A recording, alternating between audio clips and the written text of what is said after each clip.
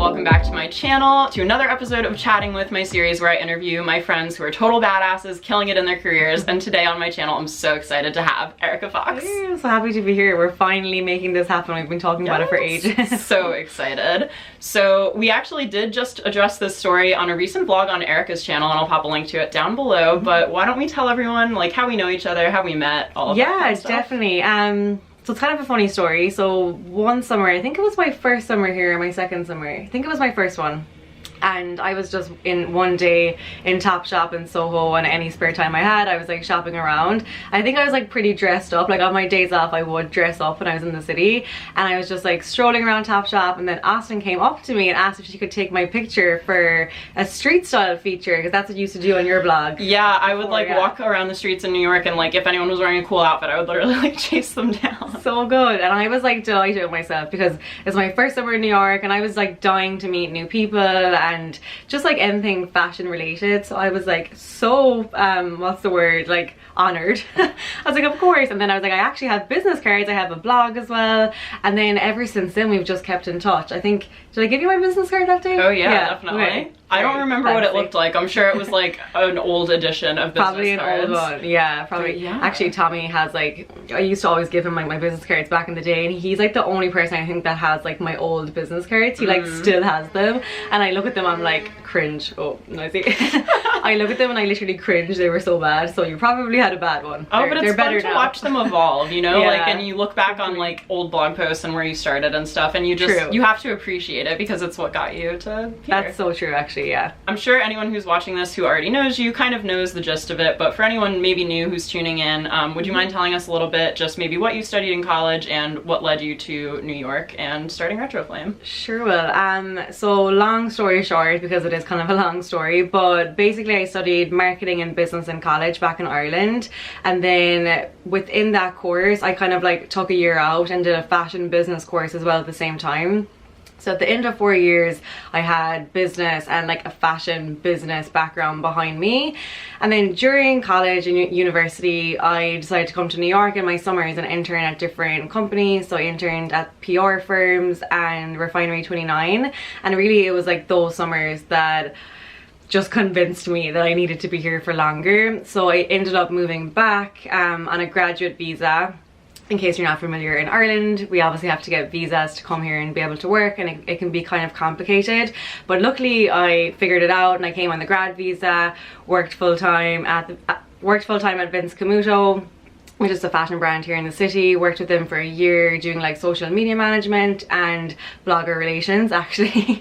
So I started on the complete other side of the industry and then kept doing Retroflame at the same time, and eventually got Retroflame to the stage where I could do that full time. So yeah, full circle. But it took a while definitely, but it all kind of worked out in the end.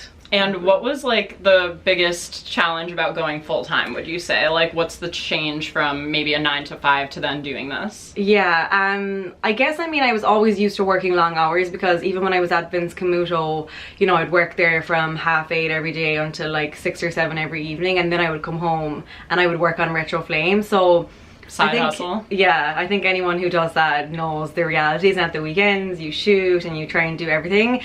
So I think I was used to the long hours, but I will say when you work for yourself, it's even longer, because every second of the day you're thinking about what you can do, because there's always more you can do when you work for yourself. It's like when you're in a full-time job for another brand, like they kind of give you things you have to do and that's your specific job. Like there's somebody else to do the other things, and there's like different departments. But when you're working for yourself on your blog or any kind of business, you kind of are every department at the beginning. And even like a couple of years on, you're still slow to kind of, I guess, hand over control of certain things. So I will say that's the biggest challenge, like just getting myself ready to do everything and working all the time. Well, that kind of segues perfectly into one of my questions. Basically, I'm curious, like, Kaylin came on a couple of years ago, or maybe a year and a half or something? Yeah, nearly 2 years now. Okay, nearly 2 years. So I want to know, when do you realize it's time to hire help, and then how do you, like, how does that all work, and how do you delegate different things, you know? Yeah, I know what you mean. I will say straight off the bat, like, do it before you're ready to do it. Like, I kind of wish I'd done it earlier. I'd been doing Retroflame full time for about a year and a half before Kaylin came on board, and I was definitely, you know, doing lots and like growing and constantly doing new things. But as soon as Kaylin came on board, it was like, wow, why didn't I do this earlier? And even when Kaylin came on board like nearly 2 years ago, I still didn't even think I was ready. I was like, oh my god, I have to pay somebody full time. Like, that's a big step when and in New York, have a small business. Yeah, and especially in New York as well, because you have to pay them like a decent wage because they're paying crazy rent and their expenses are crazy. So you can't expect to pay them, you know, a bad wage either. And I knew that from the get-go. But we started kind of small, and like every time, you know, I'm constantly trying to like give her more of a wage and constantly, you know, help like promote her as such in the business. But I will say, do it before you're ready because it makes such a difference. Well, one thing I really wanted to talk to you about, and I feel like you addressed this recently, I don't remember if it was a YouTube or blog post actually or something, but you're one of the few bloggers that I still follow who actually still blogs, like who still writes blog posts on a pretty consistent basis. How do you feel about that? And do you feel more of like a pressure to do like Instagram, YouTube stuff over blogging, or what is it that keeps you kind of still uploading to retroflame.com? It's funny because I think blogs definitely aren't as cool, I want to say, as they used to be. Well, that's what people think anyway.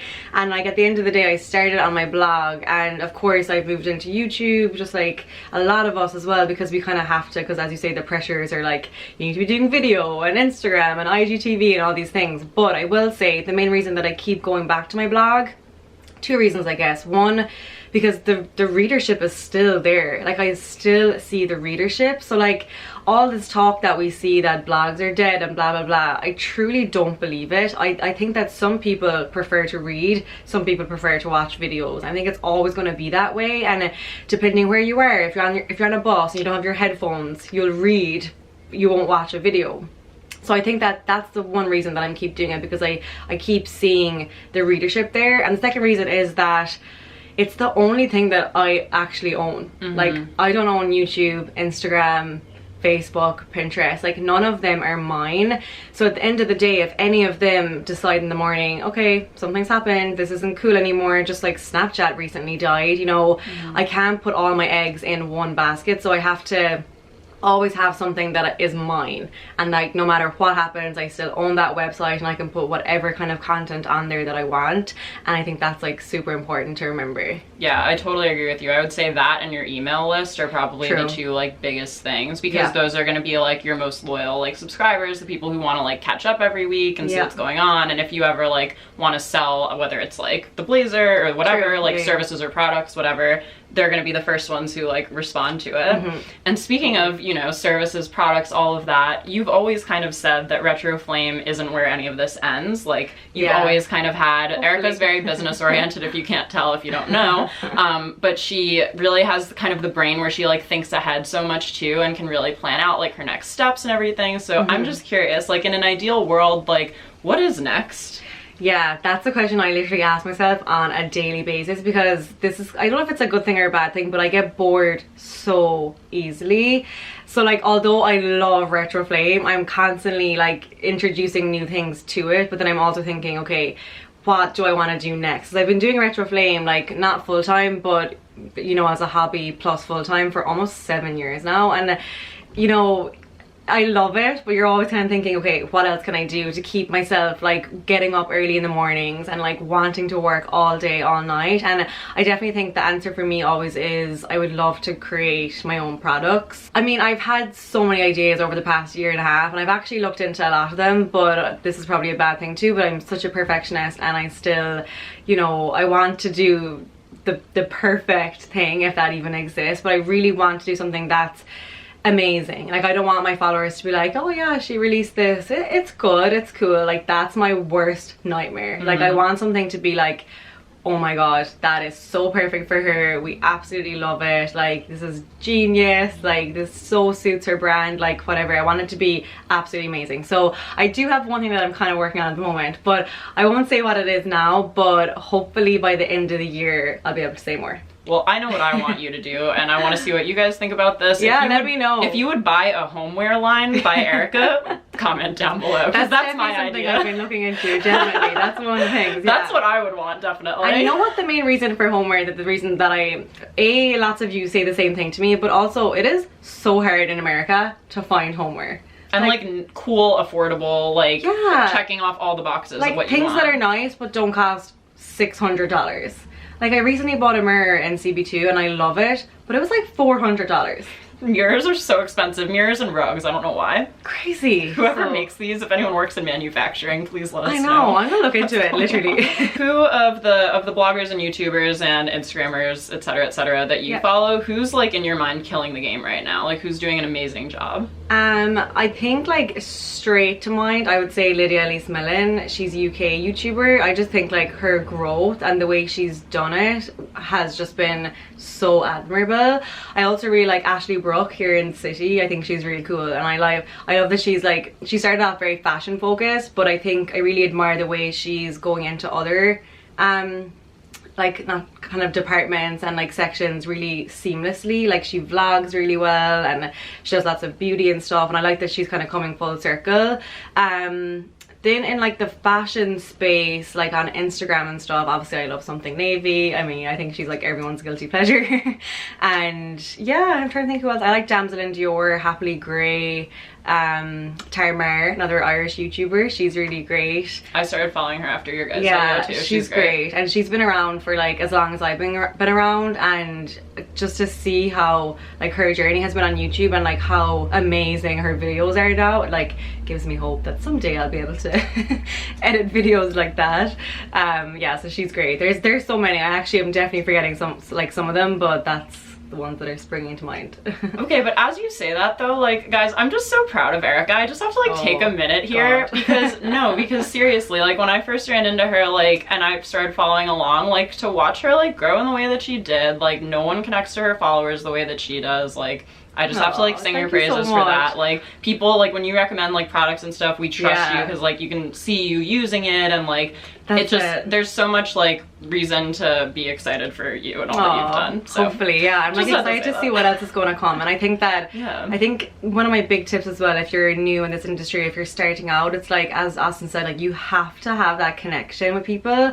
And sometimes I think sometimes I have to remind myself that it's there, you know, because you get like hate messages or like trolls or whatever, and then you're like, oh my god, you get so disheartened. But then you have to remember that there's people out there that, you know, do love following you. And I think if you are beginning to work with brands and, you know, getting paid and stuff, unless you have that connection with your followers, like nothing will work. So what do you think one of the biggest challenges facing bloggers in 2018 is? I mean, I guess like being very truthful, competition. There's so much competition. But on that same note, I will say that there's people always write to me and they're like, is it too late to start a blog or a YouTube channel? And genuinely, I don't think so. Like, but you have to come to the market with something really unique. Like you have to give something that's not there, or do something in a way that hasn't been done before. So you can still do fashion YouTube and you can do videos and blog posts and beauty, whatever. You just have to find a way that your voice is really unique. And I've definitely seen myself over the years now really like, you know, finding my voice and like sticking to it. So if a brand comes to me now and I know it's not in line with my voice and my brand, straight away I'm like, no. Because if you sell out in 2018, your followers will be like, there's someone better to follow. So just being really unique and having your voice. And I think also kind of managing expectations to a certain extent, because when we both started, I started probably around the same time you did with my blog, like we weren't getting like paid to upload pictures to Instagram. It was that wasn't how it worked. So if you want to come in and think like, oh, I'm just gonna get this big brand to pay me this much money to upload a photo to Instagram, like, you know, maybe what you would want to do is start like tagging them in posts and stuff, or like giving them kind of more organic, natural love, and then you could maybe pitch them yourselves and say, hey, like I've done this amazing work, I've tagged you guys, like what do you think about working together? And see what they say, because the worst they can say is no. I still do it, and like I've been in for 7 years. I still do that. If there's a brand I really want to work with, I'll like buy something from their store, I'll tag them, and then often they'll notice and they'll write to me, or else I'll write to them. So that definitely is a great thing, and everyone does that. Like even the big bloggers still do that, definitely. Of 2018, what has been one of your favorite like projects you've done or brand collaborations? I recently did a collaboration with Magnum ice creams. And oh my god. Oh my god. I always get so hungry when I see those. I'm just like, I want ice cream. Like, I'm such a sweet tooth, so as soon as they got in touch, and I've worked with them in the past as well, and they're so lovely, and as soon as they got in touch this year again, I was like, sign me up. But like every time we shoot, Kel and I, because usually it's either like video or we take an Instagram picture or whatever, but it melts so fast in the summer, so I'm not even joking, like every time we shoot, we probably go through like 2 or 3 Magnums in the space of like 10 minutes and I'm like eating bits of every one of them, but they're you have to so do what you good. have to do to get the shot. Yeah, you know, it's a tough job. But they're so good. That's like my favorite one I've worked on in the summer anyway. What's your morning routine? My morning routine. I was actually just saying to Austen before I got here that I look so tired today because the summer drains me, and I think it's like an Irish thing, genuinely, because all my Irish friends are really tired here in the summer as well. So I'm not going to blame that, but I think our bodies like aren't used to this like crazy heat. And I'm like vitamin D, like I need it to just like perk up. And totally. I think like Americans, then like you almost do better when it's like sunny in a way. I thrive in the summer. Like, I've I need peaked. to go to sleep. Yeah, I think the winter I'm like more productive. It's so weird. But my current morning routine, when I'm doing good, I'll get up in the morning and I'll try and do like a home workout often because I'm a bit too lazy to go to the gym in the mornings. Like at the moment I'm more of an evening gym person. But I do this workout from Melissa Wood Health.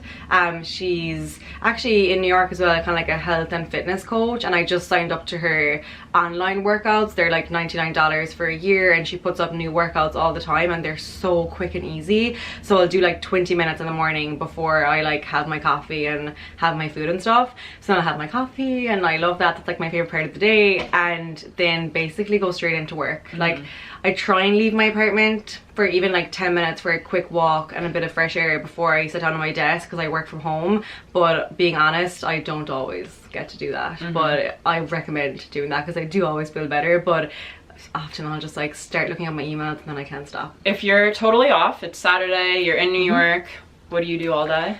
Oh, they're the best days ever. I was just also telling Austen that I was supposed to be here this weekend having a free weekend, but not anymore. But on a day off, I love to just walk around. Like I'll go over to the park. I live in the Upper East Side, so I'm pretty close to Central Park. So I'll go to the park, I'll like stroll around there, and then I'll just like walk my way downtown. My favorite places to walk are like Soho and the West Village, so that's like my ideal day. Like pop into some shops, grab something like nice to eat, a coffee. I love that. That's like my dream day. What is your #1 styling tip? That is a tricky one. Either a good belt. I think belts are like the most underrated thing. They just completely change things. Or lately, I've been really into statement earrings. Like you could be wearing the most simple plain black dress, or last night I wore a simple plain black jumpsuit, and just by adding I will a pair pop of a picture in. Yeah, I just posted it on the way here. But just by adding in a pair of statement earrings, it completely transformed the look. And I used to be an earring person, but now it's like my new go-to, and it's so quick. You can put like a nice bit of lipstick, a bit of pop of color, and earrings, and you're literally ready to go. You know, you're always so great about like sharing your life and like really connecting with people, bringing them along in vlogs and Insta stories. What's something that we might not know about you just from social media? Oh, there's probably so much. I cry at everything. Like I'm such a crier. Like I'll be watching the X Factor or like some happy thing and I will start crying. Like I always say, like, you know, when I used to be single before me and Tommy were together, like I would never go on a first date to the cinema because I would cry at like, it doesn't matter what the movie is, I will cry. And then also I hate staying in the apartment by myself. Or like my house at home in Ireland. Like I don't know what is wrong with me, I just have such a fear of it. I'm getting a bit better since I moved to New York because, you know, sometimes I have to, and I used to before, like before Tommy moved here. But yeah, I'm such a chicken. I'm so scared of it. Oh really? Yeah, it's terrible. I wish I wasn't like that. Maybe I'm only child syndrome, but I don't mind the alone time. Yeah, and Kaylin loves it as well, my sister. She like loves when she has to stay by herself, and I'm like, can I stay with you tonight on your couch? Like I've done that before. I've like stayed in her apartment because I didn't want to stay in mine. How crazy. I'm 26 and I still gotta do it. But my goal for the next year is to get better. I want to get better at it because very annoying. It's all good. And is there anything else you'd like people to know? Maybe some stuff you have coming up that you want to talk about? Yeah, well, for August, I'm actually going to be back in Ireland. So if there's any of my Irish followers watching, or new Irish followers to Austen's channel maybe, I'll be back in Ireland. I'm doing lots of events. So head over to my Instagram, and I'm like, there's a lot of the information over there, and also on my blog. I'll be doing events in Cork on August 1st and in Dublin and Kerry. So if you're from any of those places or you want to like come along, definitely keep an eye out for more information. Oh, this is so cool. I still have to go to Ireland. I'm a quarter Irish, fun fact.